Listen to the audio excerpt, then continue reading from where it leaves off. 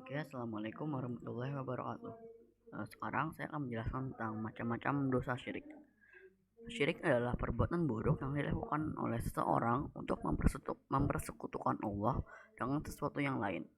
Syirik merupakan perbuatan yang paling dibenci oleh Allah Subhanahu wa Ta'ala, karena orang yang berbuat syirik berarti mensejajarkan Allah dengan hal lain.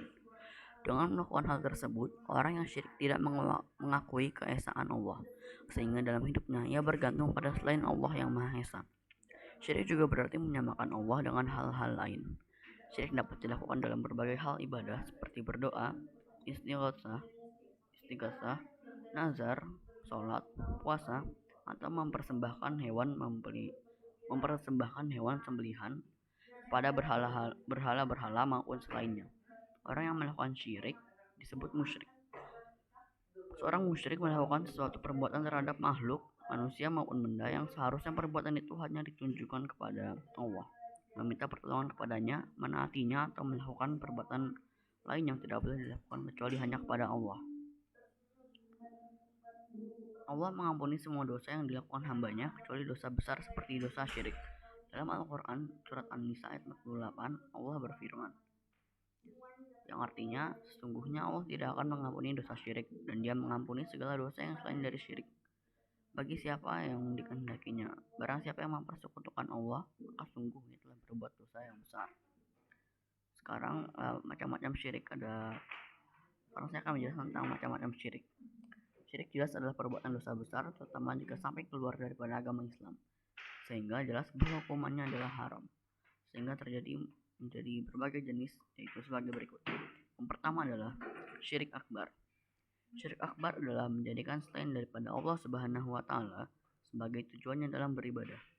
Misalnya, memohon dan bernazar sesuatu kepada selain Allah, takut kepada kuburan, jin, atau setan, serta percaya bahwa semua itu bisa memberi bahaya. Syirik ini menyebabkan seseorang pelakunya keluar dari agama Islam, sehingga jika ia meninggal dalam keadaan demikian, maka akan kekal di dalam neraka. Adapun perbuatan yang termasuk dalam syirik akbar itu sebagai berikut. Yang pertama adalah syirik dalam berdoa. Kedua, syirik dalam sifat Allah. Yang ketiga adalah syirik dalam kecintaan. Yang keempat adalah syirik dalam ketaatan. Dan yang terakhir adalah syirik dalam ketakutan. Lalu, jenis-jenis syirik yang kedua adalah syirik asghar. Syirik asghar adalah syirik yang dihasilkan dari perbuatan maupun ucapan yang oleh syara dinyatakan sebagai perbuatan syirik, namun tidak sampai menyebabkan keluar dari agama Islam, namun bisa menjadikan pengantar melakukan syirik akbar. Adapun macam-macam syirik asghar yaitu sebagai berikut. Yang pertama adalah syirik zahir.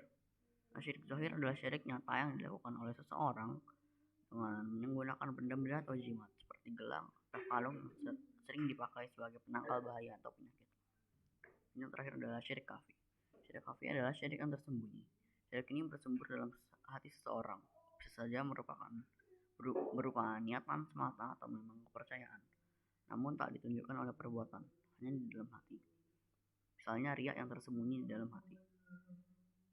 Oke, sampai situ tentang macam-macam syirik. Mohon maaf jika ada salah kata. Wassalamualaikum warahmatullahi wabarakatuh.